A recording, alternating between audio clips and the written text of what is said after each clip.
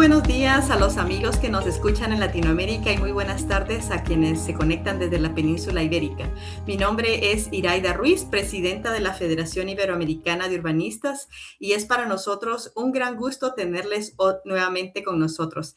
Esto es parte de la serie de conferencias magistrales de la Federación Iberoamericana de Urbanistas en su versión 2026. Y el día de hoy tenemos nuestra segunda conferencia, la cual pues nos llena de mucho orgullo poder presentar, cumpliendo siempre con nuestro compromiso con darle voz a los países pequeños, a los temas que están fuera a veces de la línea de conocimiento más común, tratando de enriquecer el bagaje de conocimiento y sobre todo crear contenido de alta calidad, de conocimiento basado en evidencia que pueda ser utilizado por las escuelas de urbanismo en nuestra región y en todo el mundo que esté interesado en conocer un poco más sobre nosotros. Pues el día de hoy tenemos esta conferencia y tenemos además un invitado especial como moderador de la conferencia. Se trata de mi amigo, el doctor Alberto Janowski. Alberto es un biólogo, magíster en ciencias y doctor en ciencias. Es investigador categorizado con más de 37 años de experiencia en conservación de la naturaleza, biodiversidad y aplicación de criterios de sostenibilidad y salvaguardas socioambientales. Su trayectoria integra investigación científica, gestión ambiental y consultoría internacional con un enfoque interdisciplinario que articula la biodiversidad, el cambio global, salud y seguridad ambiental. Ha ocupado cargo de liderazgo en instancias internacionales, incluyendo su rol como exmiembro del Consejo Global y expresidente del Comité Regional para las Américas de BirdLife International, así como copresidente de la iniciativa de áreas claves para la biodiversidad, y a nivel nacional en el Paraguay ha ejercido múltiples mandatos como presidente del Comité Paraguayo de UICN. Actualmente es coordinador del mapa iberoamericano de nodos de red de biodiversidad y cambio global, RIOBIC, y miembro titular del Comité Provisional de Ética en la Investigación de CONACYT en Paraguay. Es autor prolífico, cuenta con más de 100 publicaciones científicas y ha liderado numerosas evaluaciones ecológicas en el Paraguay. Es reconocido como uno de los investigadores de ciencias naturales más citado del país. Así que tenemos un moderador y presentador de altos quilates. Muchas gracias, Alberto. Además, tenemos que darle el crédito de que gracias a él hemos conseguido a nuestro distinguido expositor, a quien le voy a dar ahora la palabra a Alberto para que él proceda con presentarlo. Por favor, Alberto. Bueno, muchísimas gracias, Iraida. Un honor gigantesco es para nosotros poder participar, y para mí en particular, y haber acogido la idea de que Jerónimo pueda compartir con ustedes. Eh, Nada, me siento súper orgulloso, y te agradezco a ti como presidenta y a toda la Federación Iberoamericana de Urbanistas. Gracias por la introducción. Yo lo que quiero comentarles es que en estos casi 40 años de vida profesional, eh, trabajando en temas de conservación de biodiversidad, e insertando la dimensión humana también en la conservación de la biodiversidad, porque no es solamente conservar los servicios ambientales, los animales, las plantas, sino es ese ambiente que nos rodea y que nos da salud, que nos da seguridad. Conocí hace muchos años, hace algunos años, a Jerónimo. Jerónimo para mí es un ejemplo, porque él es realmente un nativo del Paraguay, él es realmente un nativo de Sudamérica. Pertenece a un pueblo guaraní que se llama Buea Guaraní, uno de los grupos de guaraníes que tenemos. Él, su lengua original, su lengua madre, la lengua con la que al español cuando empezó a estudiar, pero su lengua original es el guaraní, que es la segunda lengua, la primera lengua oficial del Paraguay. Ustedes recuerden que en el continente americano tenemos dos países que tienen lenguas oficiales, y uno de ellos es Paraguay, y una de sus lenguas es un idioma nativo. Eh, Jerónimo ha sido un estudiante fantástico. Tuve la oportunidad de a él y a sus compañeros de tenerlo en tres módulos diferentes, en donde yo insertaba temas de naturaleza, servicios ambientales, en una arquitectura del paisaje. Es el primer arquitecto indígena que tenemos en Paraguay y bueno, ha sido extremadamente buen alumno, respetuoso, siempre puntual, siempre se ha destacado por sus lindas cualidades. Él nos va a compartir algo que se inserta en uno de los ecosistemas más amenazados del planeta, ¿sí? Cuando Jerónimo les esté comentando, ustedes imagínense en una ecorregión, en un ecosistema que se conoce con el nombre del bosque atlántico, ¿sí? O mata atlántica, le dicen también en Brasil. Es uno de los 200 ecosistemas más amenazados del planeta y la estructura original de ese bosque entre Brasil, Argentina y Paraguay solo tiene un 4% de la estructura original. En Paraguay quedan aproximadamente un 10% de las 9 millones de hectáreas de bosque atlántico que tuvimos. Así que contarles eso, Jerónimo trae esta combinación de temas ambientales desde el punto de vista arquitectónico para salvaguardar la integridad de una cultura ancestral como es a la que él pertenece. Entonces, rápidamente les comento que Jerónimo Ayala Veramiri es arquitecto, académico y referente indígena del pueblo Mbuyá Guaraní, originario de la comunidad Pindó, de la cual él nos va a estar hablando, en el departamento Itapúa, que queda en el sudeste de Paraguay, y para quienes nos escuchan de Iberoamérica, es un departamento en el sudeste de Paraguay que el límite sur es el río Paraná y del otro lado del río se encuentra la República Argentina. Básicamente está casi cerca de Corrientes y de Misiones. Importante también saber que el pueblo de Jerónimo, esa frontera política no existe. Él y muchos de los miembros de su comunidad tienen parientes que viven en la provincia de Misiones, en Argentina. Entonces cruzan esa frontera política, que es algo también interesante. Primer arquitecto indígena, graduado en el 2011 por la Universidad Católica. Una trayectoria que articula conocimiento ancestral, práctica profesional y defensa de los pueblos indígenas. Cuenta con formación técnica como maestro mayor de obras, especialización en didáctica universitaria y educación superior. Y, como les comentaba, una reciente maestría en arquitectura del paisaje, lo que le ha permitido integrar enfoques territoriales, culturales, pedagógicos en el ejercicio de su profesión y en lo académico. Ha participado en varios espacios de diálogo internacional, destacando su intervención en la Jornada de Cultura Indígena en Europa, en Francia y España, donde abordó la arquitectura Mbuyá Guaraní desde una perspectiva cultural y territorial. Su trayectoria ha sido reconocida a nivel nacional con el premio Guá, Guá es el nombre en guaraní del guacamayo, la guacamaya, para aquellos que son de Centroamérica o de norte de Centroamérica, Guá de Oro. En el ámbito laboral ha trabajado como fiscal de obras y proyectista en programas de vivienda para pueblos originarios, incluyendo su proyecto emblemático Vivienda Mbuyá Guaraní. Y actualmente se desempeña en la entidad binacional Yacyretá, que es la hidroeléctrica que comparte Paraguay con Argentina. Paralelamente mantiene una activa participación en organizaciones indígenas y es precursor del movimiento político indígena plurinacional del Paraguay, contribuyendo a la construcción de modelos de desarrollo territorial con equidad, identidad y justicia social. Así que con Iraida decidimos o creímos que era extremadamente importante que Jerónimo pudiese compartir con los colegas de Iberoamérica su experiencia con este proyecto en su comunidad, para proteger tradición, cultura y biodiversidad. Así que entonces le damos la palabra al querido y apreciado Jerónimo. Oye, vete, me voy a apoyar a mí, me voy apoyando por ahí. Llamando Juana Pendaú, Penderol y Ibapeco.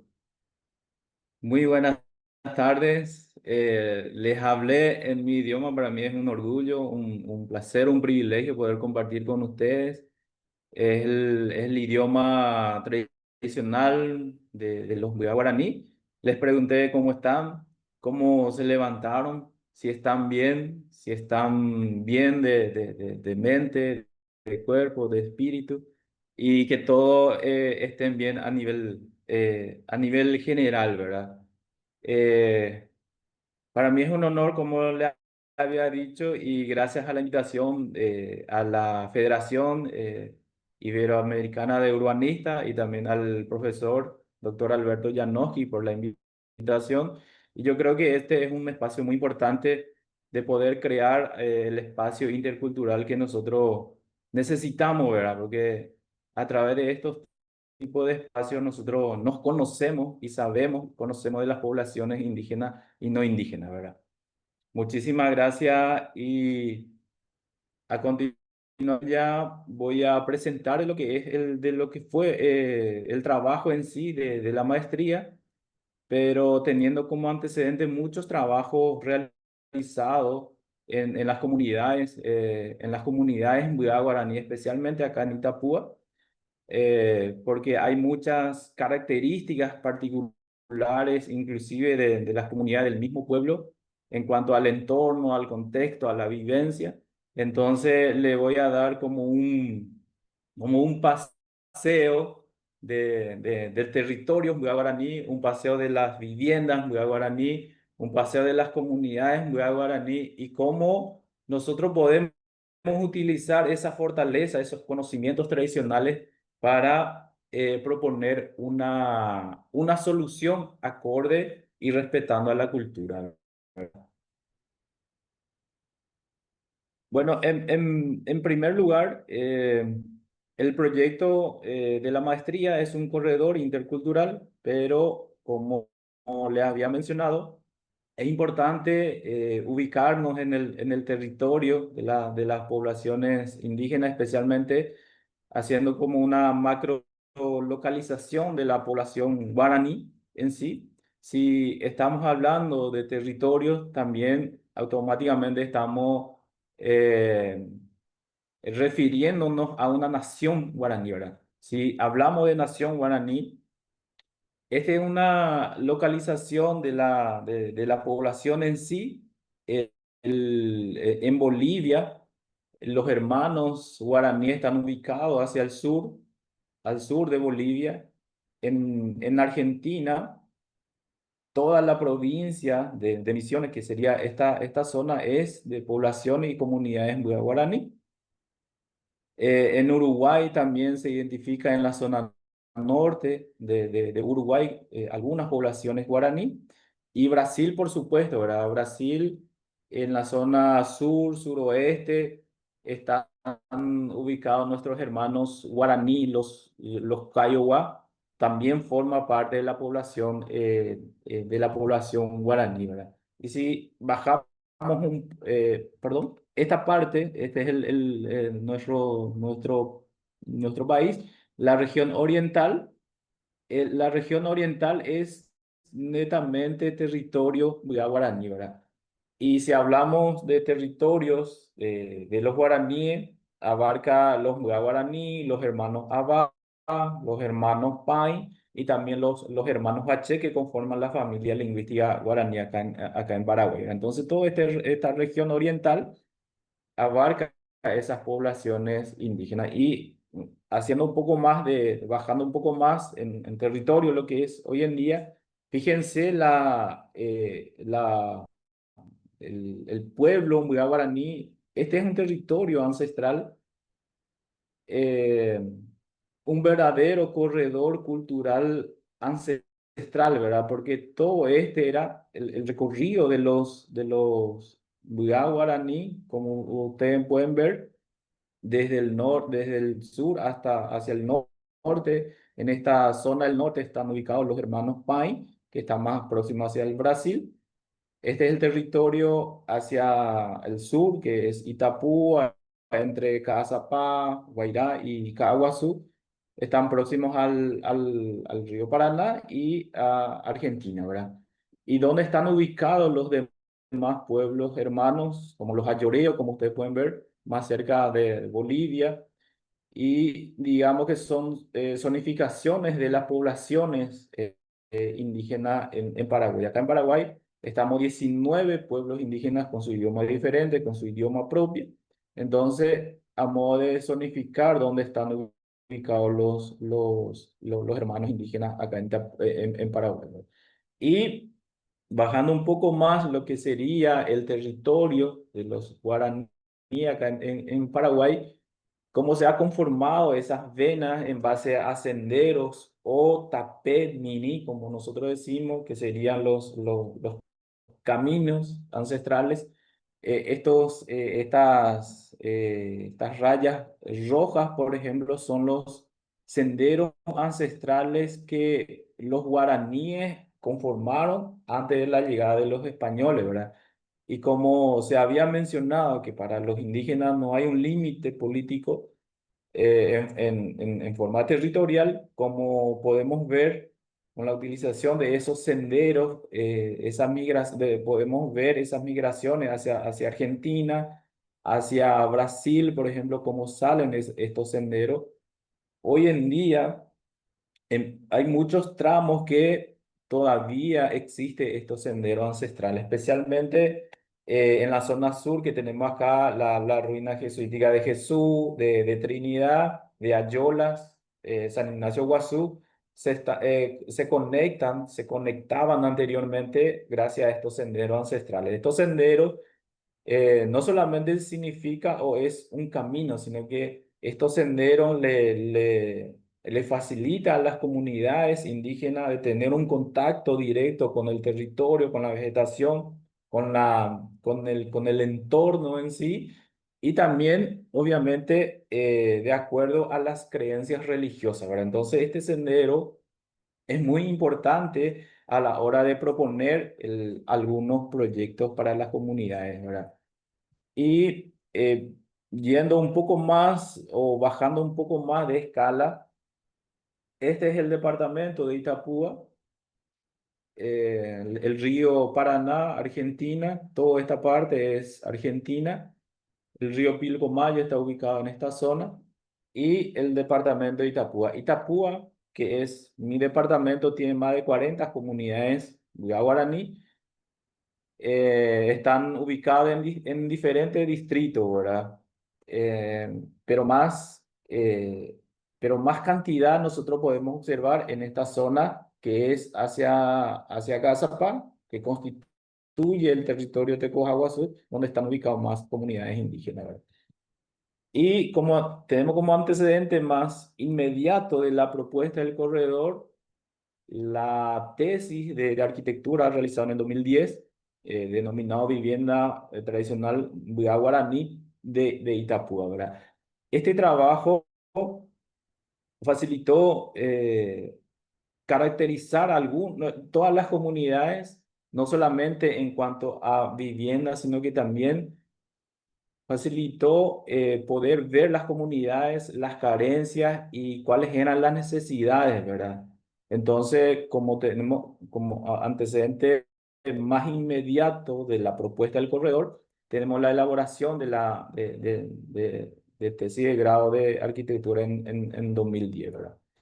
Entonces, el desafío cuando se trata de comunidades indígenas es que no tenemos informaciones concisas o precisas sobre un tema. Entonces, esas informaciones se tienen que construir para poder proponer alguna propuesta, ¿verdad? Entonces, en un primer momento, estas son las ubicaciones de las comunidades de Guaraní acá en Itapúa.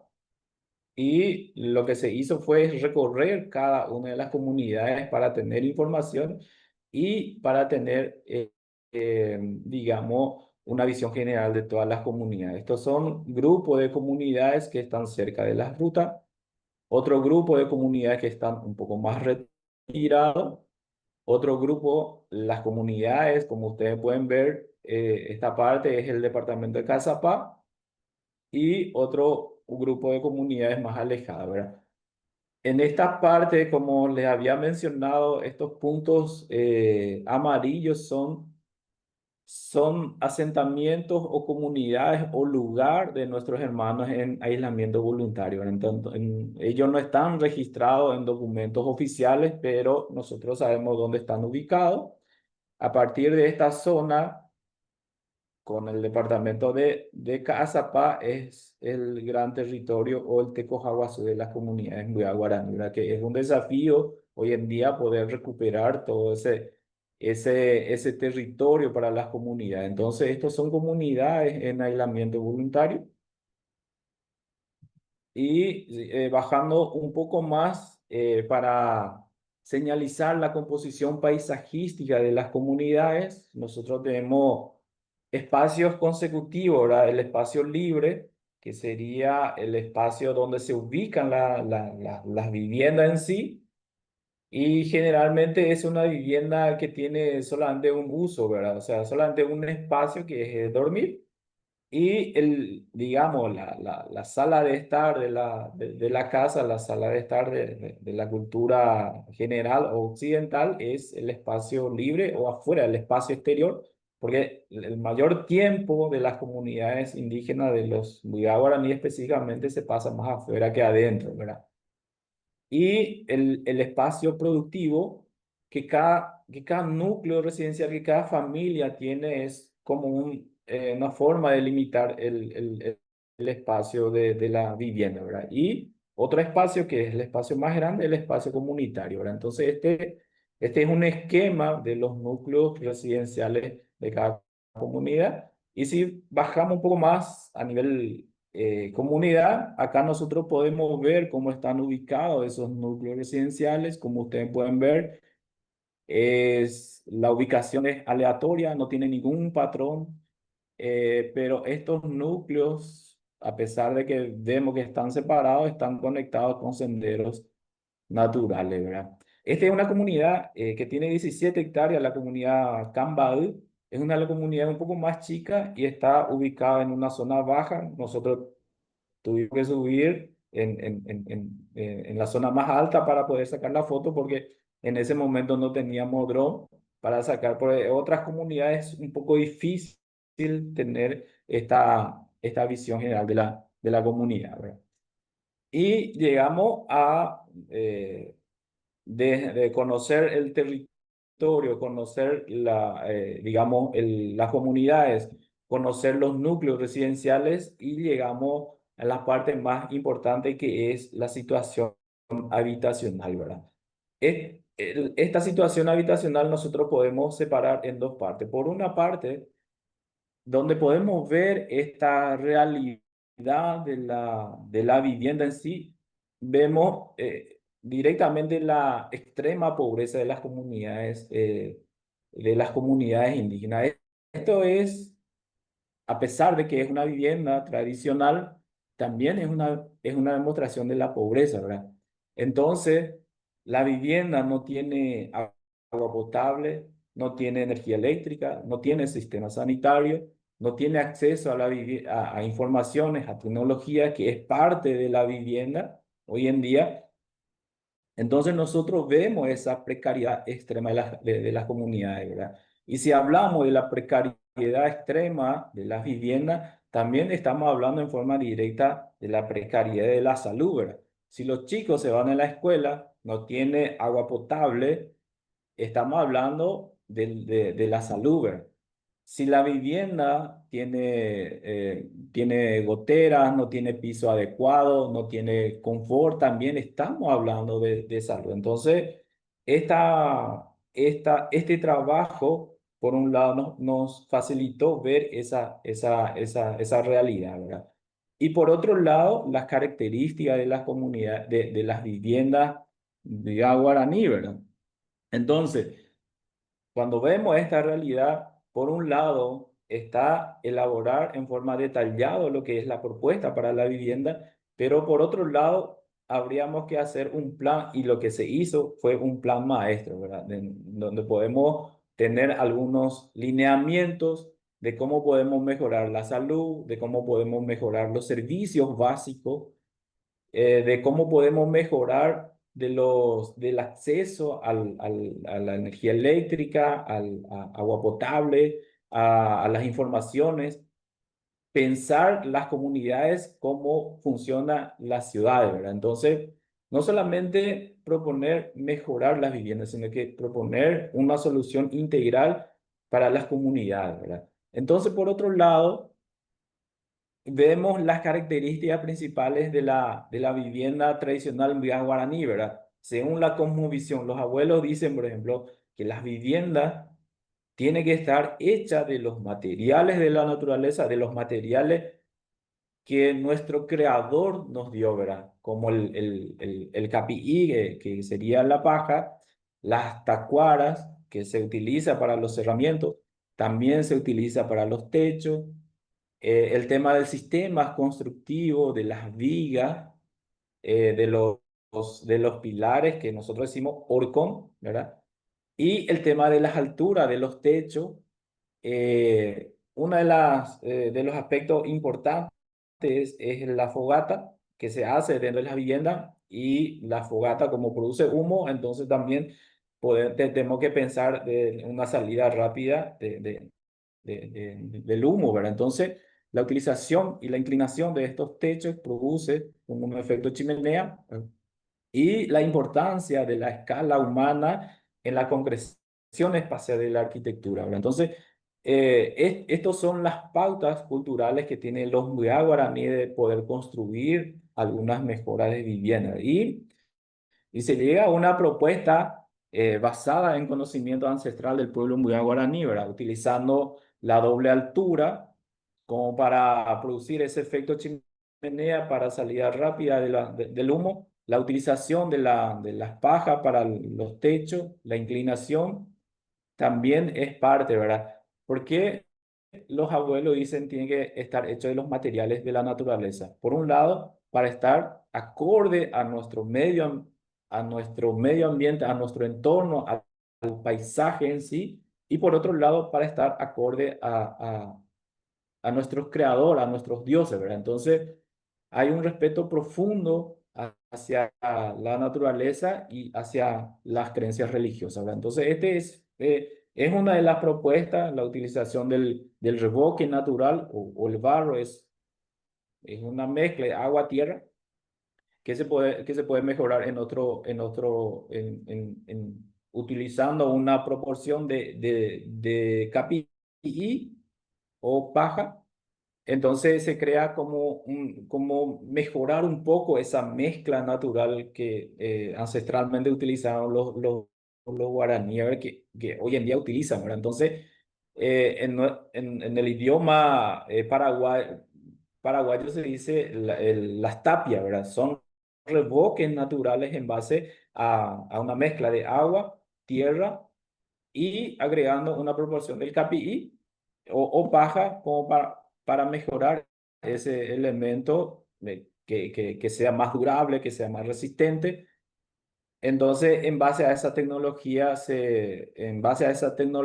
tradicional, se propone una de las propuestas. Y por supuesto, las tejas, como es un producto del barro, también se puede utilizar solamente respetando esas pautas de construcción, esa pauta cultural de sistema constructivo.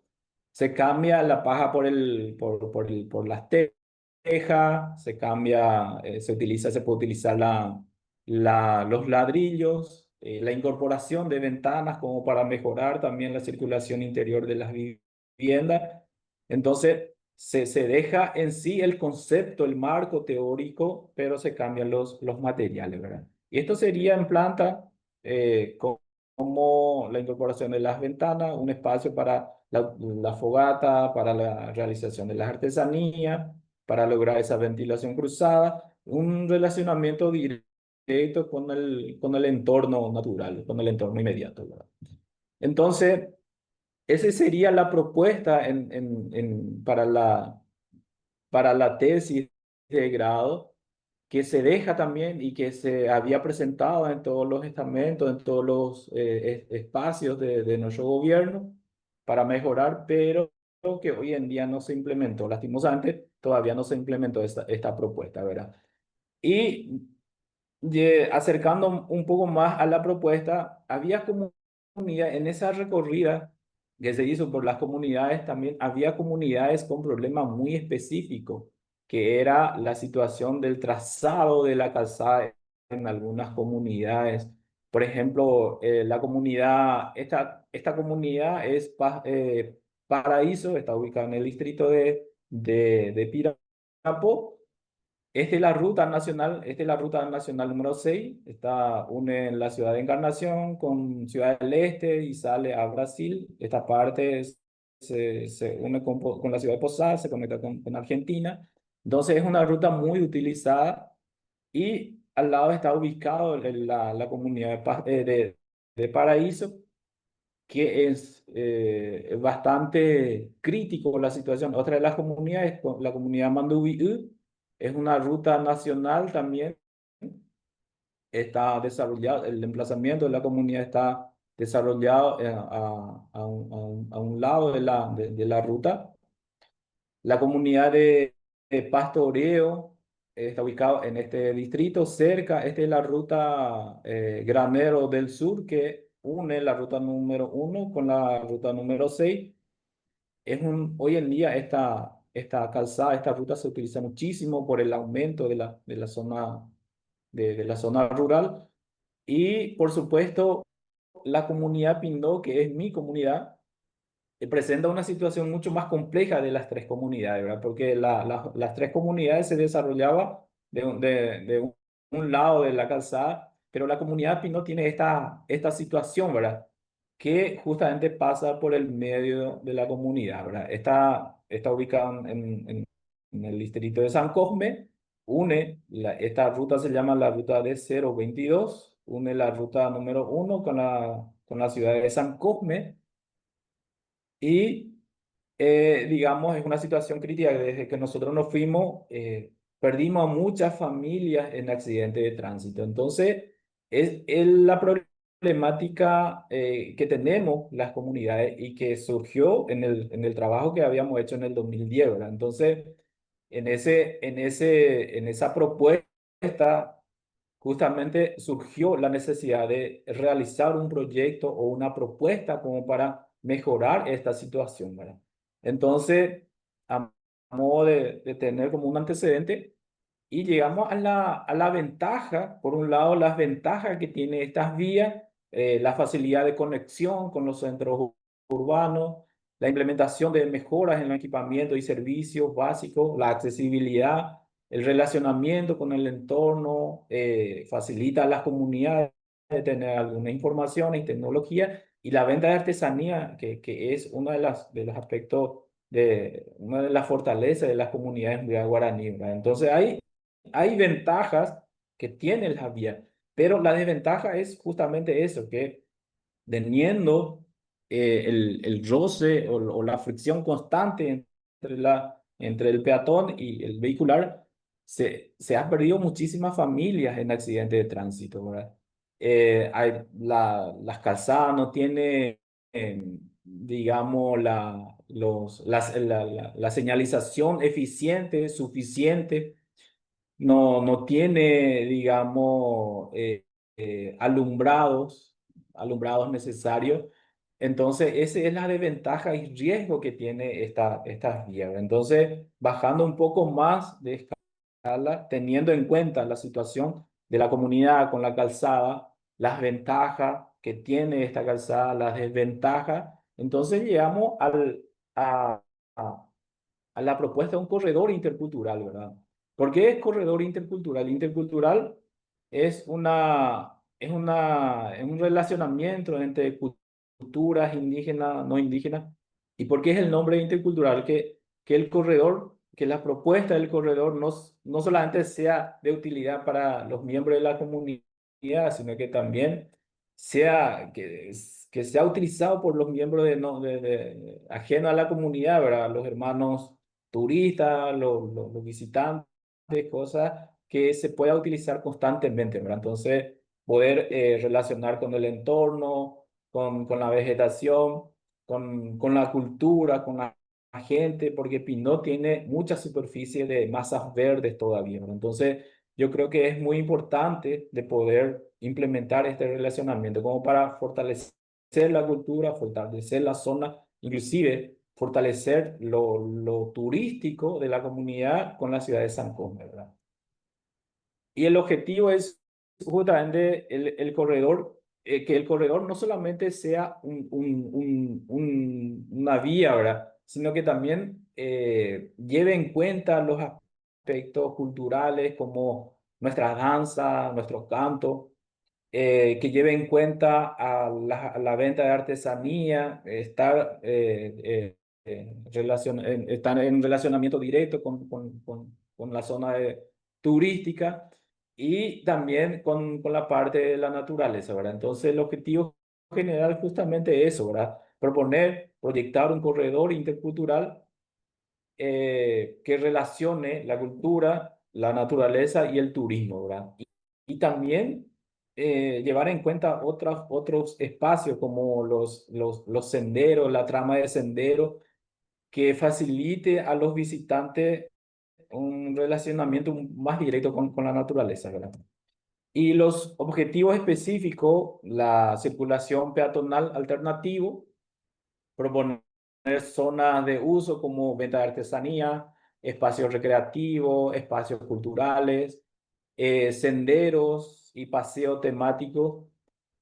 Y una parte importante, ¿verdad? Que la calzada es propiedad exclusiva del Ministerio de Obras Públicas. Si se va a hacer una franja o se va a pintar una parte, entonces es responsabilidad exclusiva del ministerio. Entonces, se deja también de alguna manera de implementar una propuesta de mitigación, de poder implementar algunos elementos de señalización, reductores de velocidad, eh, carteles identificatorios, entonces, que es responsabilidad del ministerio. Entonces, dentro de la propuesta también se deja esa, esa, esa necesidad de poder eh, implementar las medidas de mitigación de accidentes, ¿verdad? Y el análisis de sitio, Pindó fue ubicado en una comunidad reasentada por la entidad binacional Yacyretá en 1988. Tiene 45 familias, casi 200 personas, de los cuales hay muchos chicos, ¿verdad? Y esta es la situación actual de la calzada y la comunidad, ¿verdad?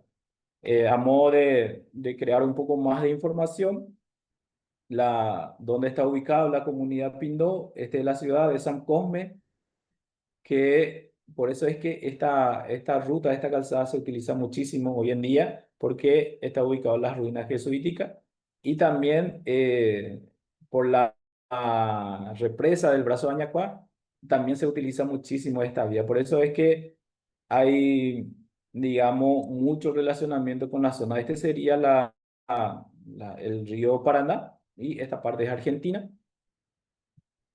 Y haciendo un poco más de detalles gráficos, tenemos una extensión de 2 kilómetros de extremo a extremo. La ubicación de las viviendas, como ustedes pueden ver, es paralelo a la calzada de ambos lados. Estos son los puntos críticos que se consideran porque desde la casa o de las viviendas la salida es muy directa, ¿verdad?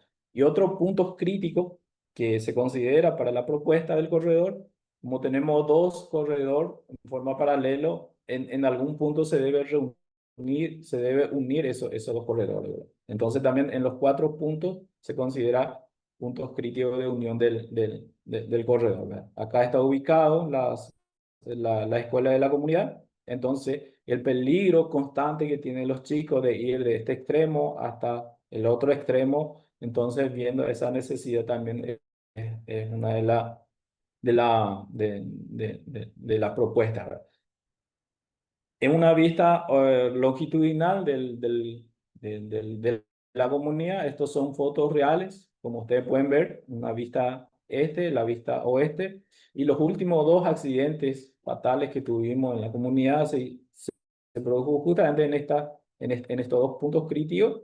Como pueden ver, es un accidente topográfico bastante considerado, ¿verdad? Entonces, los vehículos que se van a alta velocidad, tanto de este lado o del otro extremo, ¿verdad? Una vista transversal, tenemos la calzada, el retiro del tendido eléctrico y el retiro de la edificación, aproximadamente de 20 a 30 metros desde el tendido eléctrico. Entonces, en este espacio son los que se propone el corredor, ¿verdad? Que facilite una conexión directa con los núcleos residenciales. Esto sería la implantación en sí de la comunidad. La comunidad tiene 320 hectáreas, está titulado, como pueden ver, tiene bastantes zonas verdes todavía, que es muy importante para la comunidad, inclusive para la zona. Esta es la zona del humedal que hoy en día también tenemos como una fortaleza, y los espacios de cultivo, como pueden ver en color amarillo, verde claro. Esto era en el momento que se hizo el trabajo, pero ustedes saben que la vegetación cambia constantemente en la época de cultivo. Por ejemplo, esto cambia de color. Este es un trazado de tendido eléctrico que tiene la comunidad también, la ubicación de la escuela, y esta es la zona donde está ubicado el espacio sagrado, que es el Oput, que podemos traducir como templo, ¿verdad? Donde se hacen la ceremonia, donde se hacen las danzas tradicionales, nuestros cantos, la bendición de los cultivos, la bendición de las personas. Entonces, un espacio sagrado dentro de la comunidad, ¿verdad? Y se llega a un diagnóstico FODA, la fortaleza que tiene la comunidad Pindó, la cultura en sí, los conocimientos en plantas medicinales, los conocimientos en la construcción, en la artesanía, la superficie que tiene la comunidad y la conexión entre la zona urbana, ¿verdad? Y las oportunidades, la autogestión, la escuela que tiene la comunidad, tiene vivienda, tiene servicios. Es una de las comunidades, por así decirlo, una comunidad modelo, porque Pindó tiene vivienda, tiene abastecimiento de agua potable, tiene energía eléctrica, tiene alumbrado público. El único servicio que no tiene es el sistema sanitario adecuado, ¿verdad? Cosas que las otras comunidades prácticamente no tienen, ¿verdad? Entonces es una oportunidad tremenda de la comunidad que presenta la comunidad Pindo. Y la habilidad es el sistema sanitario, como les mencioné, la disposición lineal de las viviendas, el trazado de la calzada, una salida directa, la falta de espacio. Por más que Pindó tiene un relacionamiento directo con el turismo, no tiene espacios adecuados como para la venta de artesanía, la demostración de las danzas. Entonces, necesitamos fortalecer esa parte, ¿verdad? Y las amenazas del desmonte, hay muchos, digamos, para hacer cultivos se tiene que hacer deforestación. Entonces, considero una de las amenazas. El trazado de alta tensión de la ANDE también. Y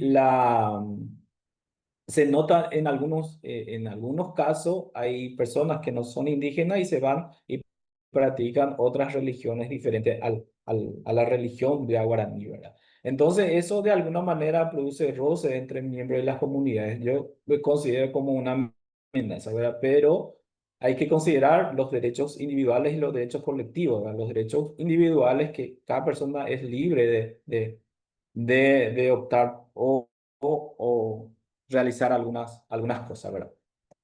Y llegamos un poco más cerca a la propuesta.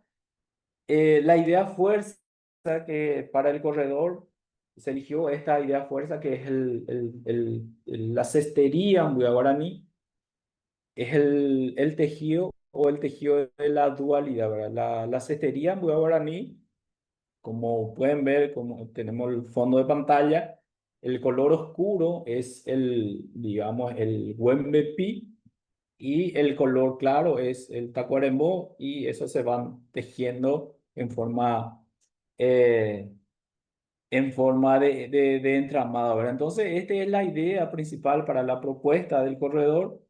Es un tejido entre, podemos decir que el tejido de la dualidad del día y la noche, el tejido de la dualidad entre la vegetación, la no vegetación, el tejido entre poblaciones indígenas y no indígenas, el tejido entre nuestras vidas y en algún momento tenemos que pasar a la otra vida, ¿verdad? Entonces, es un tejido constante de la dualidad, ¿verdad?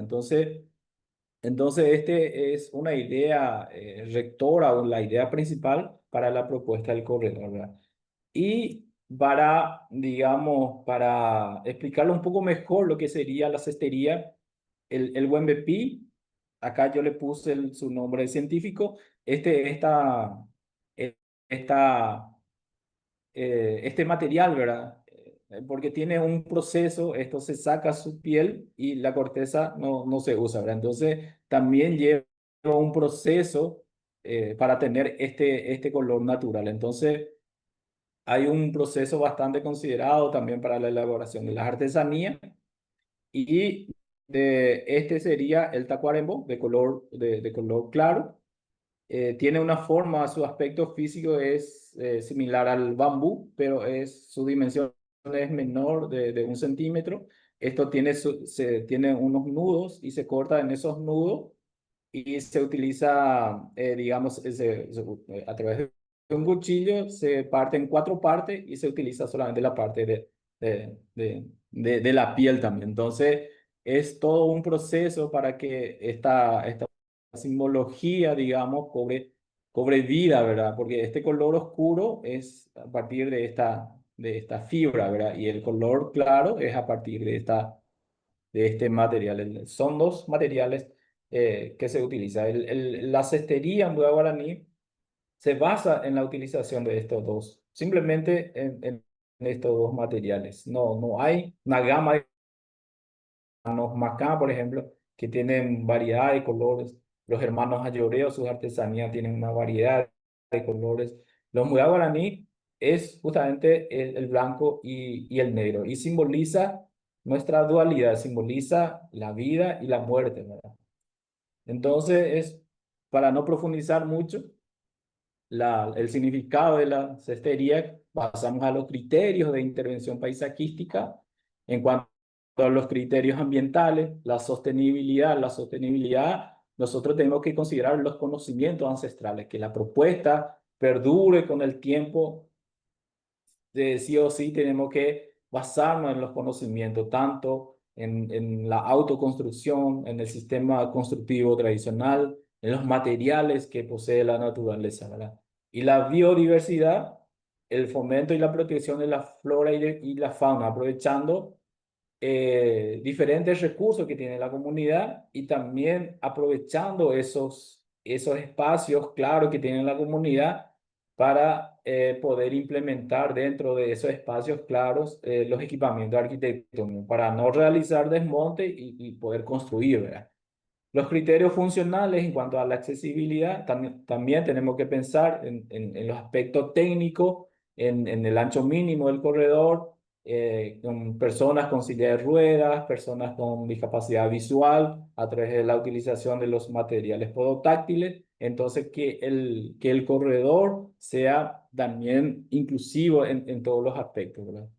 Y la seguridad, la utilización de espacios en los cruces peatonales vehiculares del corredor y los criterios espaciales en cuanto a lo cultural, el espacio cultural que necesita la comunidad, artesanías, danzas, senderismo, espacios recreativos, espacio turístico, como para fortalecer ese aspecto, ¿verdad?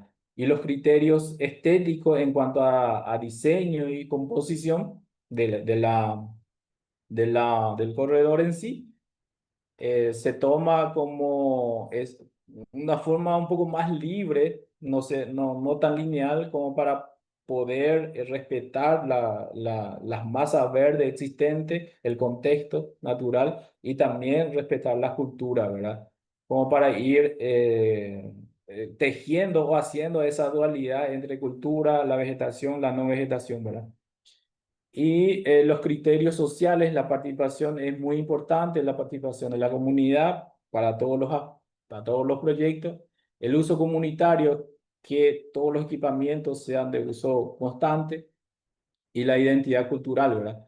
Y los criterios económicos, presupuesto y mantenimiento que hay que considerar los sistemas constructivos, la autoconstrucción, como para reducir un poco lo que sería el costo y el mantenimiento de la propuesta, ¿verdad? Y las tecnologías, los criterios tecnológicos, materiales y técnica constructiva, ¿verdad? Adecuados al proyecto, al entorno, como les había mencionado en esa propuesta de la vivienda, en base a los revoques naturales, se puede utilizar el agua, la tierra y una proporción de la paja como para poder construir ese corredor en base a los conocimientos y sistema constructivo del lugar, ¿verdad? Y los programas de necesidades que surgió justamente a través del análisis de las comunidades, de la observación y también una parte importante de la participación. Nosotros tuvimos una reunión general que decimos el Atiguazú, donde las personas o miembros de las comunidades también mencionaban de que no solamente sea un corredor, sino que también hay espacios que las comunidades necesitan, ¿verdad? Entonces el programa de necesidades surgió en base a eso, en base a esos aspectos, ¿verdad? Observación, análisis y la reunión de la comunidad en sí, ¿verdad? Como pueden ver, hay ejes temáticos como patrimonio, espacios recreativos, conservación, equipamiento del servicio, eventos y turismo, ¿verdad? Y la zona de intervención paisajística, como en base a la complejidad de la propuesta y la escala de intervención de la zona, tenemos una proyección de 2 kilómetros de extremo a extremo, y como para poder desarrollar en forma detallado, entonces se eligió estos 4 puntos, ¿verdad? El punto norte y sur como, como que es una entrada y salida a la comunidad, ¿verdad? Y por otro lado, en el acceso a los equipamientos arquitectónicos y en el acceso a la escuela. Estos 4 puntos se eligieron un poco para poder desarrollar en forma detallada esa propuesta, ¿verdad? Porque tenemos dos corredores y en algún punto, como le había mencionado, se tienen que unir, entonces se consideran estos 4 puntos de unión de los dos corredores, ¿verdad? Entonces, los planos de intervención ya es bajando más la escala, sería en esta parte de acceso y salida norte de la comunidad, el trazado del corredor, y como la comunidad se llama Pindó, su tradición es la palmera.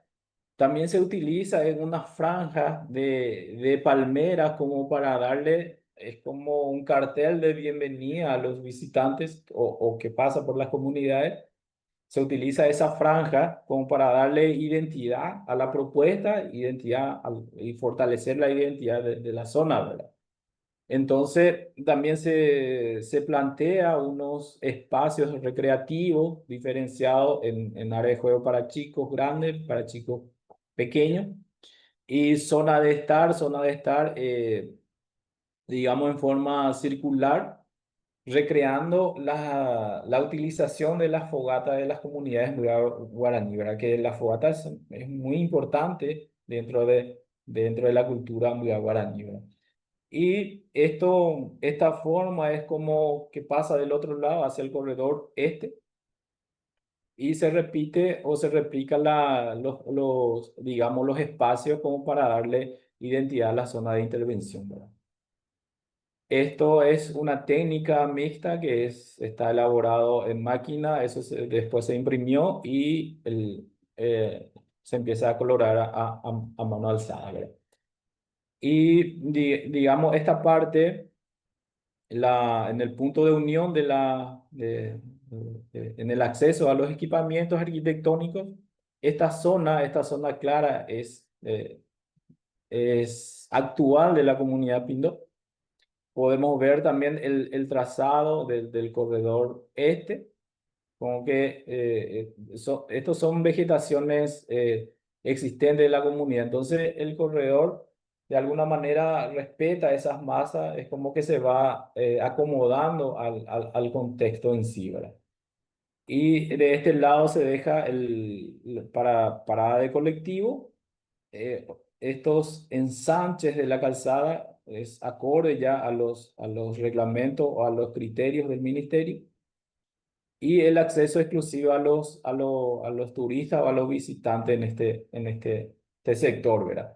También, como tenemos esta parte, zona clara, también se plantea la zona de estacionamiento y, por supuesto, la ubicación de los equipamientos arquitectónicos, Zoom, taller, espacio de conferencia y posada turística, que serían desarrollados en espacios cerrados, ¿verdad? Y también se consideran las actividades que se deben desarrollar en espacios abiertos, como la elaboración y venta de artesanía, un lugar de reunión que pidieron también los miembros de la comunidad, y un espacio para las danzas. Y todos estos espacios se relacionan a través de senderos, una trama de senderos que surge desde el estacionamiento bajo vegetación. Esto se va relacionando con los diferentes espacios de arquitectura, tanto espacios cerrados como espacios abiertos. Y también se considera este punto como las salidas y llegadas de esa trama de sendero un poco más largo, ¿verdad?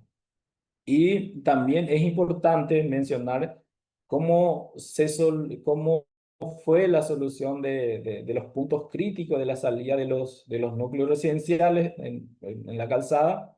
Se utiliza elementos verdes o infraestructura verde como para que esa salida del peatón a la calzada no sea muy directo. Entonces se pueda realizar un poco más de control esa salida, ¿verdad? Como se considera un punto crítico, entonces se utilizó esos elementos, esa infraestructura verde como para actuar de seguridad a la salida. Y esta lámina sería en este punto, que es el acceso a la escuela, la utilización de los círculos concéntricos como para cambio de dirección del corredor. Acá, por ejemplo, también se ve la llegada y salida de los senderos, la ubicación de área de juegos, de estares, la ubicación de las palmeras, la zona de palmera, y estas zonas en violeta, en amarillo, sería la propuesta de arbusto de mediana altura, como para enfatizar un poco ese acceso. Y esa, esa zonificación se da también hacia el otro lado, y la ubicación de los áreas de juego, de los espacios de estar, y acá se conecta con la escuela de la comunidad, que sería esta parte. Y la última zona de intervención es la zona sur.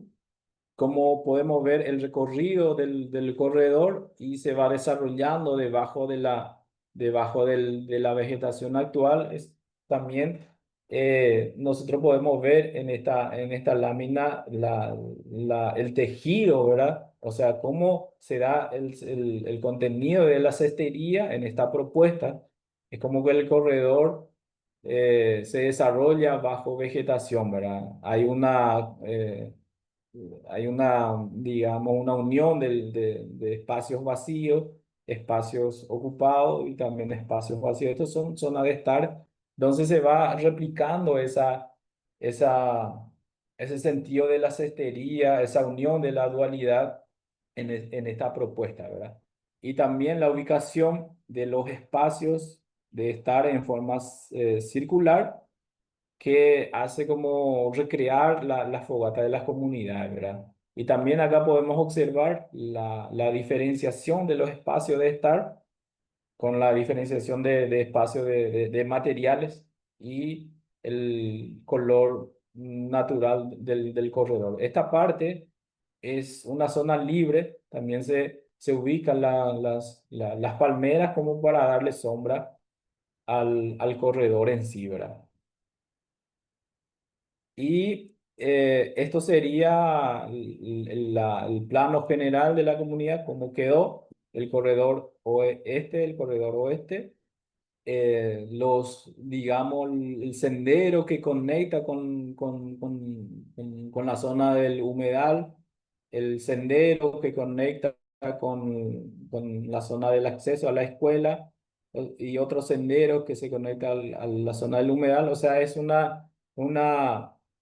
digamos, recrear otra vez el sendero ancestral de los guaraní que utilizaban anteriormente, ¿verdad?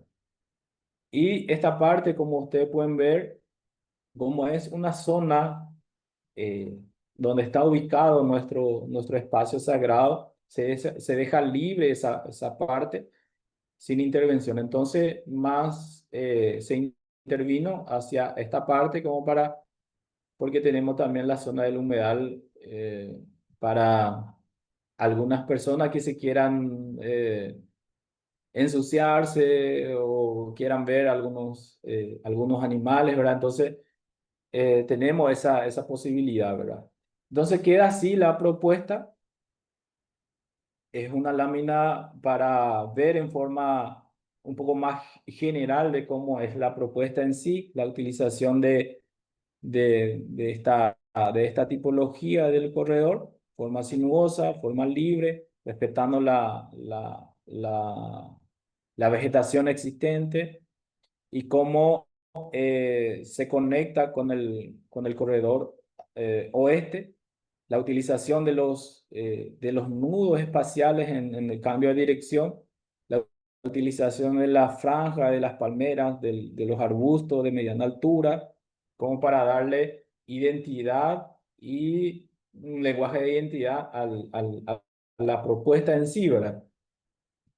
Y algunas vistas generales donde podemos ver los bancos inspirados en los apucá, ¿verdad? Apucá es en el idioma guaraní que podemos decir bancos o silleta, ¿verdad? Entonces, estos bancos también están inspirados en esos bancos tradicionales de los guaraní. Acá podemos observar dentro del corredor en sí la ubicación de elementos naturales como los troncos naturales como para reducir esa conexión entre el corredor y la calzada principal, ¿verdad? Este sería otras vistas, la ubicación de los áreas de juego, de los espacios de estar, otras vistas de los nudos espaciales que se utilizó como para darle contenido y cambio de dirección del corredor en sí. Las vistas, que es que la escala no permitió, digamos, realizar una vista general, se hace una vista en forma parcial, ¿verdad? Una vista transversal de los equipamientos y cómo eso se van relacionando con los espacios, con los diferentes espacios propuestos. Estos serían los detalles, los bancos inspirados en las sillas tradicionales de los guaraní, los espacios de estar en forma circular para recrear la fogata o tataipú, como nosotros decimos, los elementos naturales que se utilizó como para reducir esa, ese encuentro directo con la calzada, la utilización de los materiales para diferenciar los espacios de estar y el espacio de recorrido o la circulación, y cómo en escala se vería debajo de la vegetación existente. Este tiene una medida estándar de 2,5 metros como para permitir ese cruce entre el peatón y personas en silla de ruedas. Y hay zonas o hay hay tramos en donde el corredor es libre de vegetación, entonces en esos tramos el corredor va a estar compuesto por unas pérgolas naturales, ¿verdad? Y esa propuesta está enmarcado dentro del marco legal vigente, que tenemos la Constitución Nacional en su capítulo 5, que habla de las comunidades y poblaciones indígenas, del derecho que tienen las comunidades indígenas, del derecho a la participación, derecho a la vivienda. O sea, la propuesta no está, digamos, fuera del contexto legal, ¿verdad? Está convenio y acuerdos internacionales, el convenio 169, por ejemplo, que habla de los derechos de las comunidades indígenas, y los acuerdos internacionales, la Declaración Universal de las Naciones Unidas sobre los derechos de los pueblos indígenas, están contemplados también de que las comunidades indígenas tienen derecho de tener una vida acorde, ¿verdad? O sea, una vida digna, ¿verdad? Y si hablamos de vida digna, estamos hablando de los derechos humanos, ¿verdad? Nosotros no podemos decir que los indígenas no tienen derecho de tener una vivienda con techo de teja o techo de vidrio, que también tienen derecho esas comunidades. Las comunidades indígenas tienen derecho de tener el acceso a la tecnología, a la información, de tener una vivienda digna, ¿verdad? Y eso es por derecho humano, ¿verdad? Y también tenemos las leyes nacionales que habla sobre el estatuto de la comunidad indígena, las leyes nacionales, en algunos casos la ley de tránsito, tenemos los decretos, las resoluciones y la normativa, ¿verdad? Entonces, tenemos un marco que nos protege, tenemos un marco legal que avala estos tipos de propuestas, ¿verdad?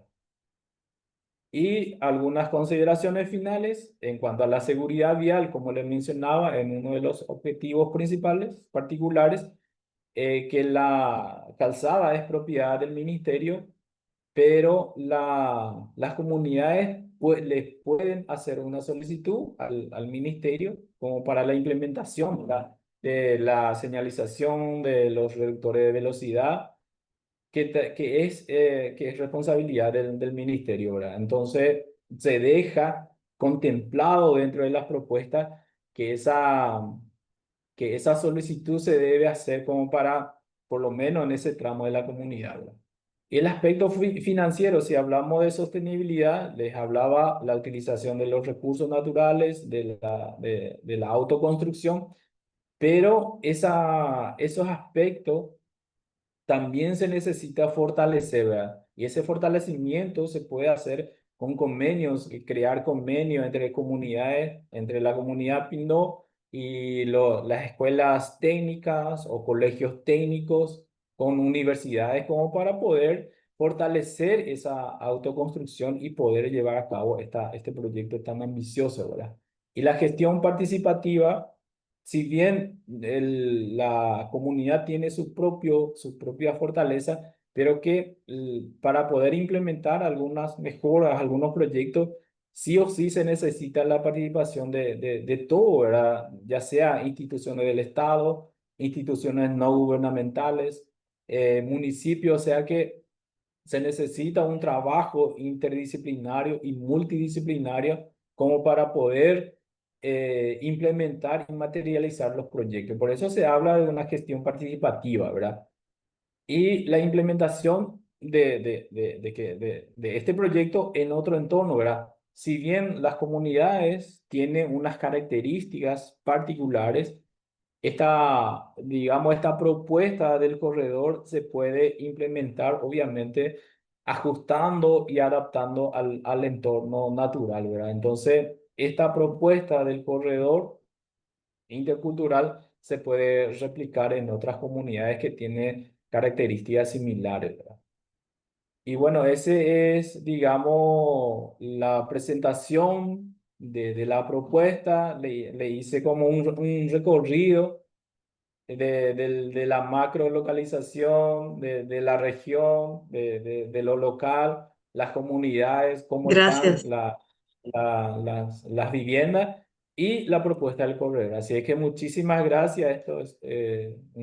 Una vez más agradezco a la federación y al profesor Alberto Janowski por la invitación. Muchas gracias.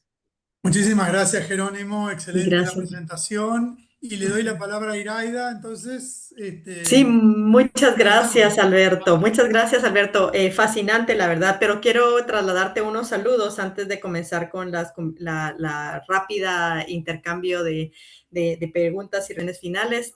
Nos manda saludos Rosa Ábalos desde Itapúa, Paraguay. También Luis Salperín, saludos desde Buenos Aires.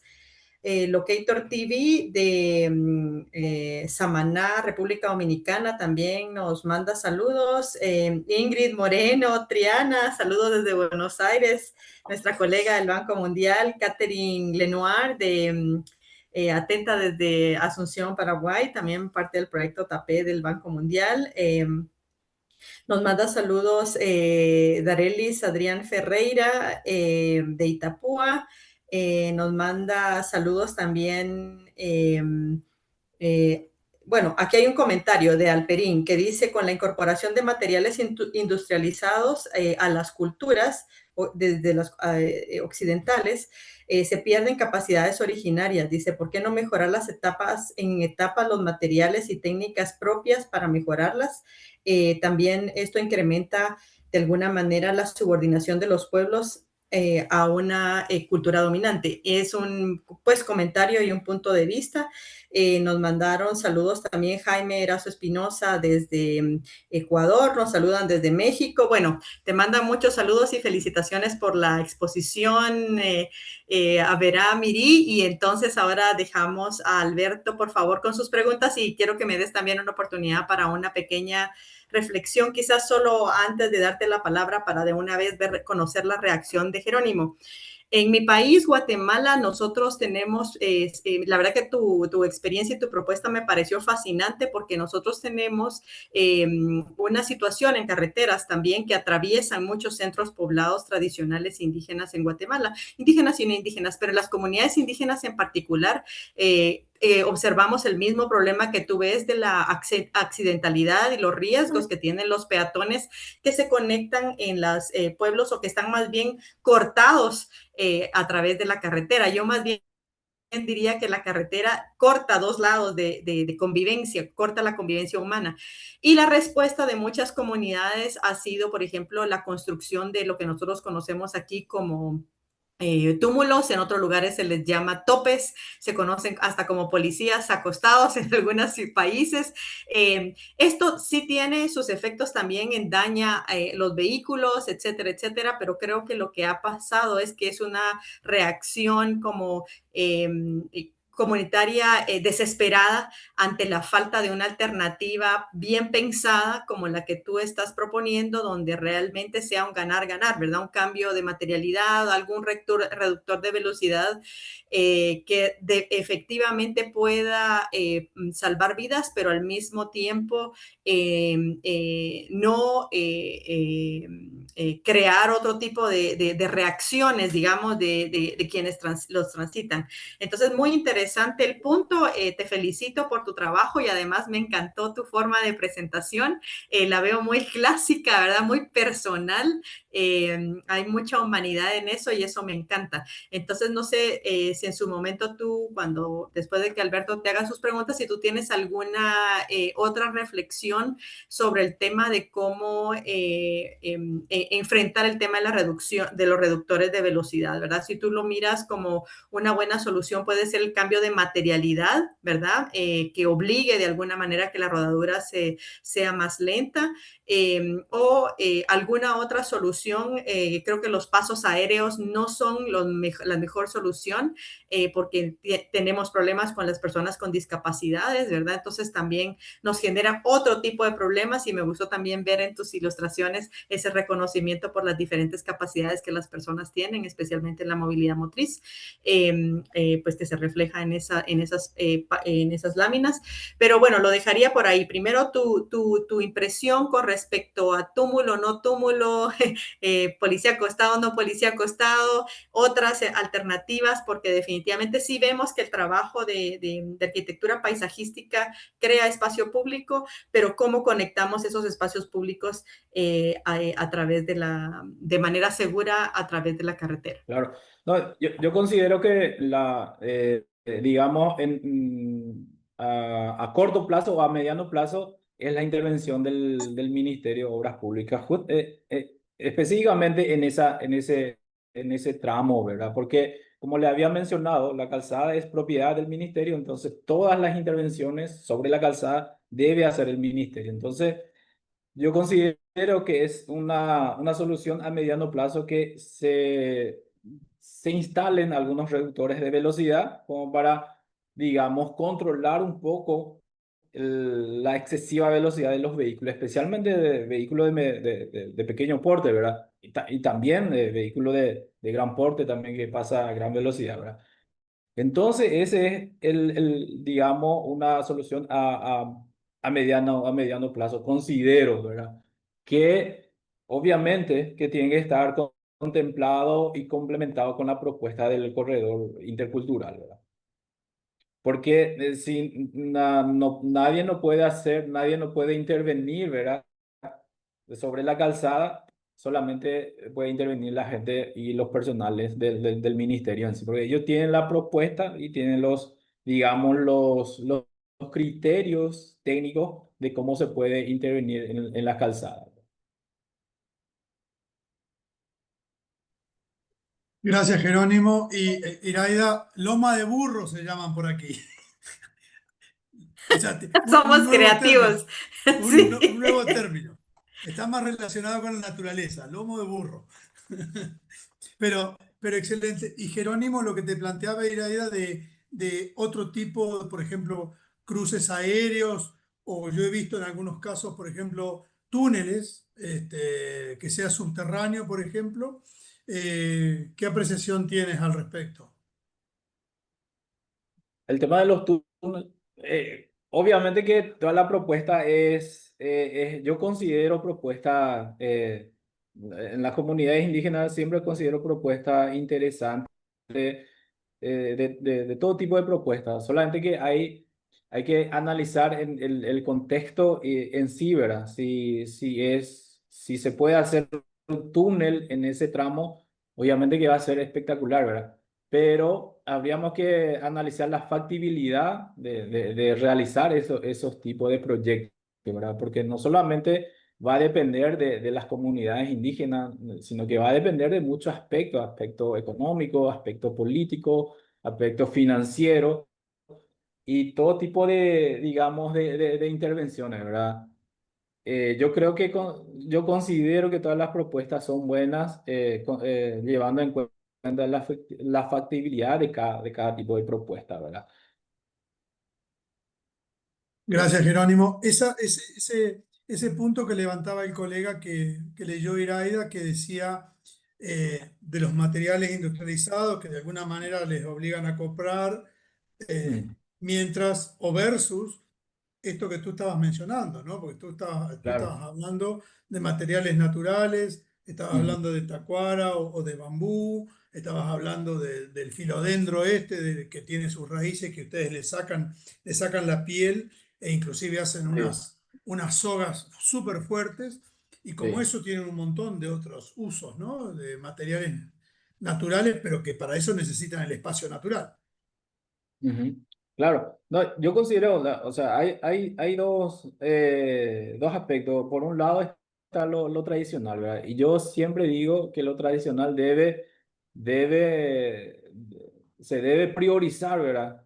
Especialmente cuando hablamos de sostenibilidad, ¿verdad? Hay comunidades que están al fondo, no podemos pensar otra cosa que utilizar materiales y recursos del mismo lugar, ¿verdad? Entonces yo considero y siempre fui, digamos, un técnico de poder fortalecer esos tipos de proyectos. Pero eh, hay comunidades comunidades que tienen otra realidad y otra visión, ¿verdad? Hoy en día, por ejemplo, hay muchos líderes que tienen una visión mucho más abierta de nuestros abuelos, ¿verdad? Que ya necesitan, como le mencionaba, en una de las reuniones que yo había hecho con los líderes mayores, salió y dijo que ellos ya querían una vivienda con techo de vidrio, ¿verdad? Entonces, Ujú, eso no quiere decir que uno deja de ser indígena, sino que también busca poder mejorar un poco el aspecto tecnológico, porque si estamos hablando del techo de la paja o KPI, tiene una vida, digamos, útil muy corta. En 3 o 4 meses, eso se debe cambiar constantemente, ¿verdad? Lo mismo pasa con las tacuaras. Las tacuaras o los bambús se utilizan para techo y eso en un corto tiempo se tiene que hacer, ¿verdad? Entonces, poder reemplazar esos tipos de materiales con algunos materiales, yo considero la teja como un producto de barro, porque es barro, ujú. de alguna manera es barro, ¿verdad? Entonces considero también que es parte de la visión de algunos indígenas, ¿verdad? Obviamente, como les mencionaba, hay que llevar en cuenta los derechos colectivos y particulares o personales, ¿verdad? Los derechos personales, por ejemplo, cada familia o cada persona tiene derecho de poder construir según su necesidad y según su posibilidad, ¿verdad? Hoy en día hay muchos jóvenes indígenas que ya quieren un moderno, ¿verdad? Y Ujú. obviamente que eso es un derecho personal, derecho particular y derecho humano, ¿verdad? Entonces, yo considero que siempre debe haber digamos, un tejido entre lo cultural y lo nuevo, ¿verdad? Me parece, puedo, perdón, Alberto, quiero tomar Adelante, la adelante, palabra porque Iraida. creo que acabas de tomar un punto que me parece importantísimo, ¿verdad? Y qué bueno que esa sea la visión que nos expresa un líder indígena. Estoy totalmente de acuerdo, las culturas estamos en constante evolución, la ciencia, la investigación, el desarrollo técnico, todo lo podemos mejorar, ¿verdad? En cualquier cultura las cosas se pueden mejorar para extender su vida útil, tal vez introducir alguna variación. Me parece que lo importante que Verá nos está compartiendo hoy, como el punto de vista al menos que él tiene, es que lo que tenemos debemos partir de eso, valorarlo y desde esa valoración mejorarlo si es posible. Y luego el derecho que cada uno en lo individual o en lo colectivo tiene también de absorber o de alguna manera de adoptar hasta cierto punto algunos elementos que le parezcan novedosas y convenientes, ¿verdad? Pero que esto se haga desde una visión de pares, ¿verdad? No de algo que es voy a sustituir porque lo mío siempre va a ser malo y lo de otro es mejor que lo mío, sino una visión de yo escojo, ¿verdad? Tomo la decisión, me siento empoderado económicamente, culturalmente, etcétera, para incorporar elementos que me parezcan ventajosos de alguna otra cultura o de alguna otra condición de mercado que exista en el tema constructivo. Pero lo valioso que yo encuentro, por ejemplo, es y un colega guatemalteco, por cierto, que aquí me vienen, entraron un par de otros mensajes, Glenda Rodríguez de Guatemala, Ángel de León también de Guatemala te saludan, un colega guatemalteco que por cierto eventualmente creo que lo quiero invitar acá a este foro, de apellido Gómez, me mencionaba que él,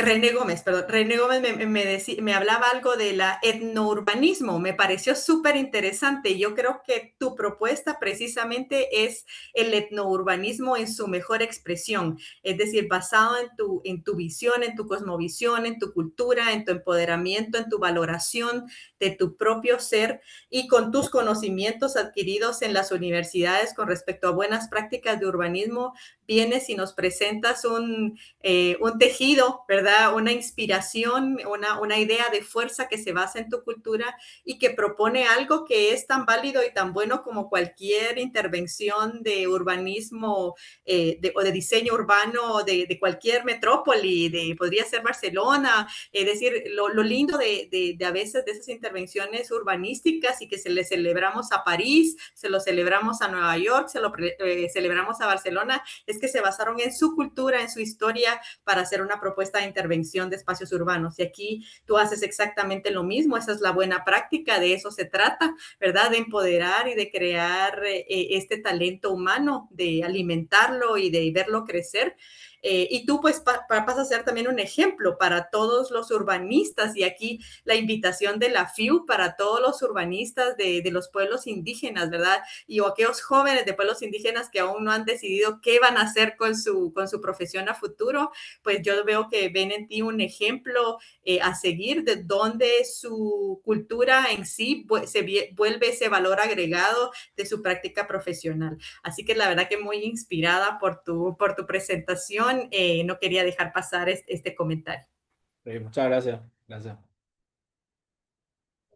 Bueno, que nos queda muy poquitito tiempo, Jerónimo.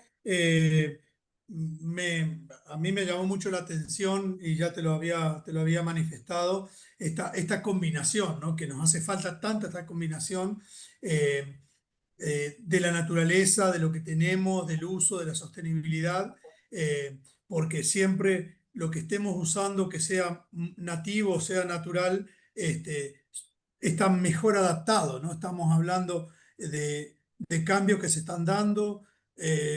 Pindó, tu comunidad está ubicada en un territorio que está sufriendo cambios, está cercano, está muy cercana a una zona nueva en el territorio paraguayo donde nunca tuvimos tornados, Iraida, y ahora hay una línea de tornado que está empezando a aparecer en los últimos años. Entonces, cuanto más natural y menos, digamos, artificial sea este tipo de intervenciones, me parece que eso es un aspecto muy destacable. Eh, ¿Cómo ves el tema de los cultivos en el diseño? Yo tengo dos preguntas. Uno, el tema porque hablaste de diferentes espacios que son importantes eh, para la comunidad.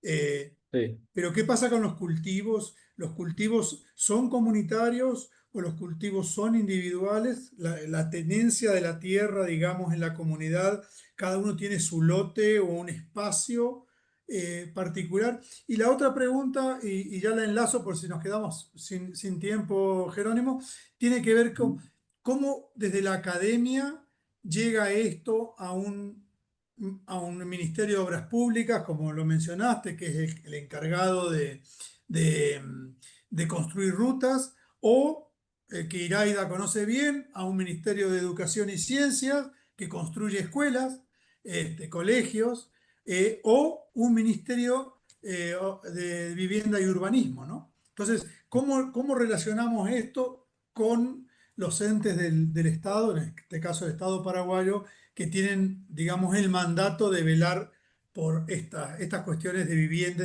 y de seguridad? Adelante, Ya. Jerónimo. Ok. Y bueno, el tema de los cultivos, la propiedad en sí es comunitario, está a nombre de la comunidad, pero cada familia tiene su propio cultivo, es como delimitar el núcleo residencial, pero no están divididos en lotes. Cada uno tiene su parcela de cultivo y también se tiene parcela comunitario, ¿verdad? Que generalmente se hace todo, ¿verdad? En donde trabaja toda la comunidad y eso es para toda la comunidad. De hecho que estos espacios de cultivo también depende de cada uno, ¿verdad?